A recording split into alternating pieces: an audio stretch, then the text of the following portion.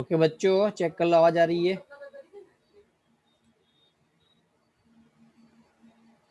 Okay good.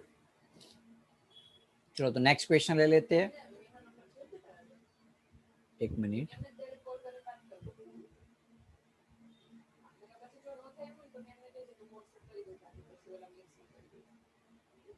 एक minute हो।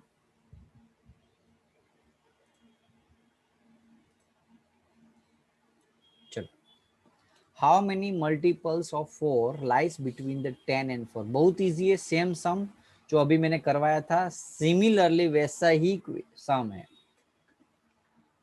Similarly. अरे यार, एक मिनट हो बेटा। ओके, तो अभी जो हमने ऊपर करवाया था वैसा ही सम है। How many multiples of 4, how many multiples of 4 lies between 10 and 250? 10 and 250, तो 10 और 250 के बीच में 10 और 250। अब देखो, 10 नंबर तो फोल्स का मल्टीपल्स है नहीं, क्योंकि 4 का मल्टीपल्स डायरेक्टली 12 आता है, 12 के बाद 16 आता है, dash dash dash dash dash dash 250। क्या 250 4 से डिवाइडेड है? चेक करते। 6 4 जा 20 और 1 0, 6 2 जा 8, यानी कि 248 जो था वो लास्ट टू लास्ट डिवीजन। यदि यहाँ 248 होता तो देखो आंसर आ जाता। ओके, तो 0 आ जाता। यानी कि 4 से डिविजिबल या 4 का मल्टीपल्स लिखो तो एक तो 12 है, 16, 12, 16, 20, ऐसे होते होते होते 248 तक होगा। तो ऐसे कितने नंबर है बच्चों, वो फाइंड करना है। तो सिमिलरली ऊपर वाला ही क्वेश्चन हुआ, a n is equal to a plus n minus 1 into d के फॉर्मूला में। बच्चों ए एन यानी कि लास्ट टर्म कितने नंबर का? 248, यानी कि nth नंबर का टर्म दिया हुआ है। ए फर्स्ट टर्म 12 दिया हुआ है, एन की वैल्यू फाइंड करनी है हमें, डी डिफरेंट 4 दिया हुआ है। सोल्व करोगे तो एन की वैल्यू मिल जाएगी। ये खुद करना है, ट्राई योरसेल्फ। ओके, होमवर्क में कर लेना। ओके, इजी था इसलिए। चलो 50 नंबर का देख लेते हैं। For n, for what value of n, for what value of n to AP। अब ये दो AP दिया हुआ है, एक ये AP है और एक ये AP है। लिखते हैं तो दोनों AP, एक दूसरी AP है। अब इसमें ये बताना है कि इसमें से कौन से नंबर का टर्म जो होगा वो दोनों AP का सेम होगा। होगा ना ऐसे? जो देखो ये वैल्यू क्या हो रही है, 63, 65, 67 कम हो रही है, वैल्यू डिक्रीज होने लगी है, स्टार्ट हो गई, वैल्यू डिक्रीज होना स्टार्ट हुई।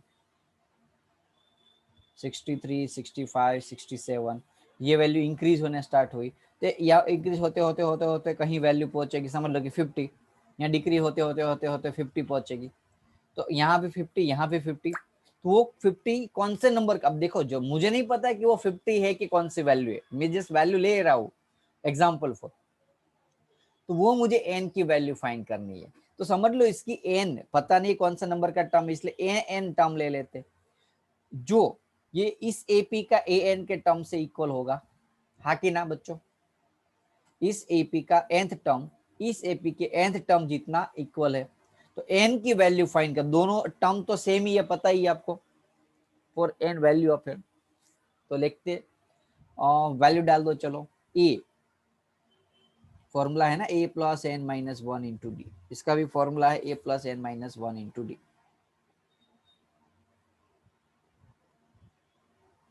एक मिनट हो। चलो, अब ये किसकी इसकी एपी है, तो इसके एपी के हिसाब से वैल्यू डालो। फर्स्ट टर्म 63, डी 65 में से 63 निकालो तो 2 आएगा। 63, 65, 67,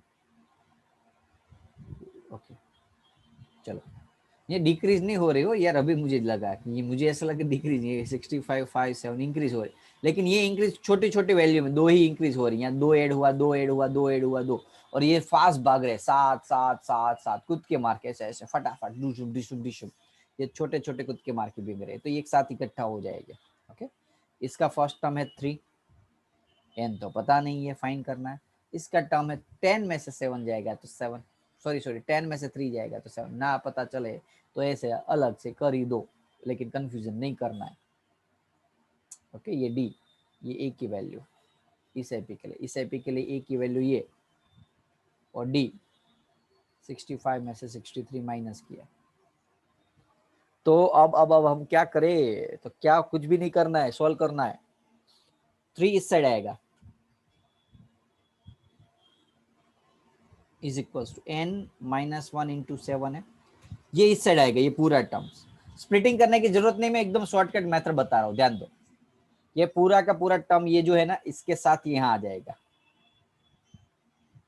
63 में से 60, बोलोगे सर ऐसा कैसे निकल सकते हो क्वेश्चन में, देखो n-1 कॉमन है, तो 7x, यहाँ समझ लो कि x होता तो 7x माइनस 2x होता, तो 7n-1 में से 2n-1 निकाल देते तो बच्चे कितने, 5।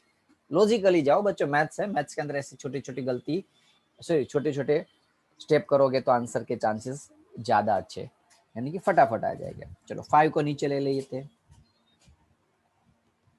कटिंग 12 5 60 होगा ना, तो 12 इज इक्वल्स टू बच्चा n-1, 1 इस साइड आएगा तो n की वैल्यू मिली 13। बोलो पता चला सभी को, रेजोरेंट, यानी कि 13वें नंबर का टर्म दोनों का सेम होगा। बोलेगे सर कौन सा टर्म्स होगा, यदि पूछे तो ए एन का फॉर्मूला डाल दो कोई भी एक इक्वेशन में।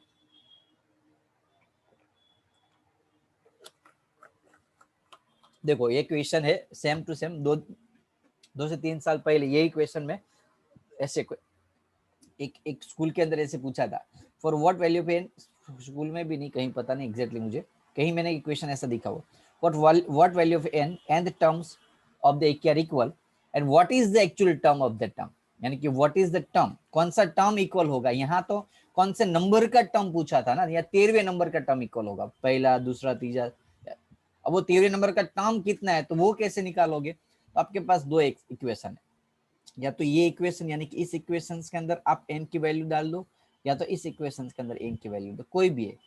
तो ऐसे कोई भी एक इक्वेशन में वैल्यू डाल दी, 13 नंबर का टर्म फाइंड करना है।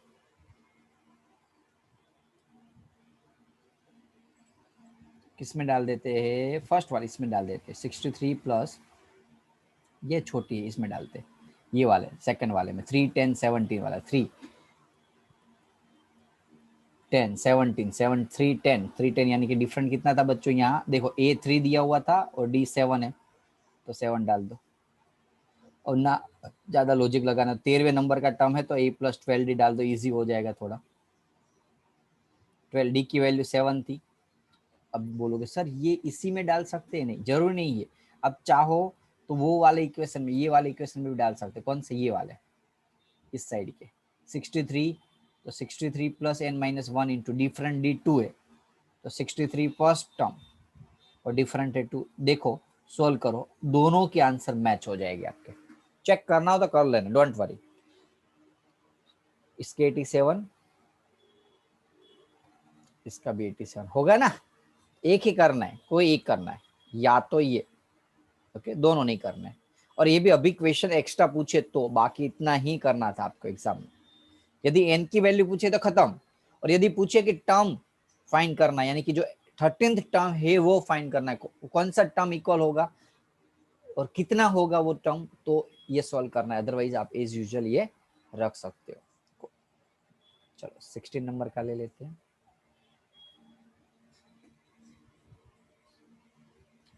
ओके कितने सम है, 16 17 18 19 20, ज्यादा सम है।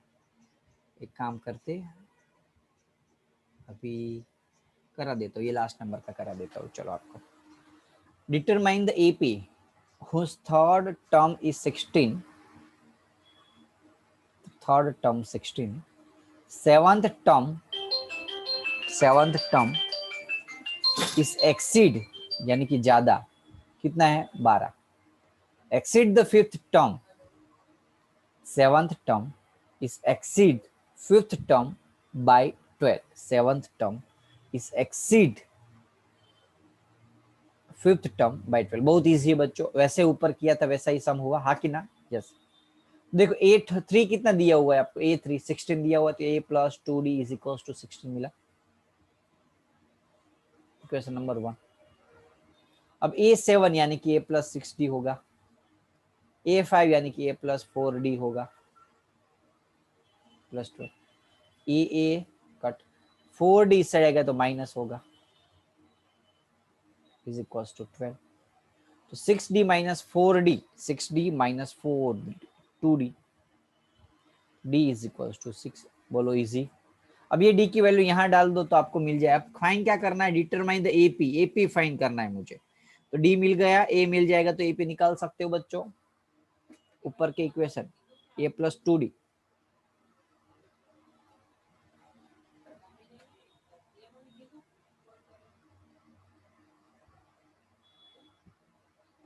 A+6 2 जा 12, एक कॉमन बना लो, 16 माइनस 12, ए की वैल्यू 4 मिल गई। तो ए मिला, डी मिला, तो एपी आराम से मिल जाएगा, क्योंकि एपी का फॉर्मूला था, याद करो एपी।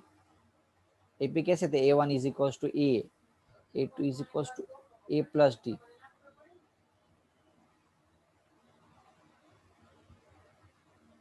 तो वैल्यू डालते रहो, एक first 4 plus D, 4 plus 6 10, 4 plus 2D, a की जगह 4, डी की जगह 6, ए की जगह 4,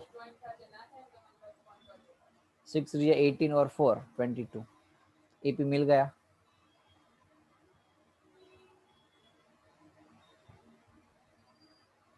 और कोई डाउट बच्चों? टेस्ट टेस्ट टेस्ट टेस्ट, समझ में आया कि नहीं? समझ में आया कि नहीं? कोई डाउट है बच्चों आज के सेशन के अंदर? अच्छा क्वेश्चन था 16 नंबर का, थर्ड टर्म दिया था, शायद सेवंथ टर्म फिफ्थ टर्म से 12 ज्यादा था, तो ए थर्ड का एक इक्वेशन मिला, और ये जो दूसरा था उससे एक इक्वेशन मिला, उससे डायरेक्टली डी मिल गया आपको। वो डी की वैल्यू फर्स्ट इक्वेशन में डाल दी, वो डी की वैल्यू फर्स्ट इक्वेशन में डाल दी, तो आपको ए मिल जाएगा, और वो ए और डी का यूज करके आप एक पी निकाल सकते हो। सो आज के सेशन हम यहाँ रखते हैं बच्चों, ओके। होमवर्क में सभी सब, यदि स्कूल की एग्जाम खत्म हो गई है आपकी, तो सभी सब 2 टाइम्स प्रैक्टिस करके आज शाम को 9 बजे से पहले भेज देना, बिफोर 9 o'clock। सुन लेना याद फिर से एक बार, before 9 o'clock 2 time each and every question of today's lecture, okay. मैं पीडीएफ भेज देता हूँ आपको रेफरेंस के लिए, वैसे पैम्पलेट दिए हुए, यदि कोई प्रॉब्लम हो तो जरूर है, कॉपी नहीं लगानी है बच्चों, कहीं आंसर ना मिले तो करना है उसका uses, okay. Otherwise by your on self खुद से सोल्व करो, एक बार देखो, एक बार देखे बिना लिखो, ऐसे भी सोल्व कर सकते हो आप चाहो तो, it depends on you, learn करना है, प्रैक्टिस करना है, कॉपी नहीं करनी है। चलो, तो आज का सेशन हम यहाँ रखते हैं, बाय।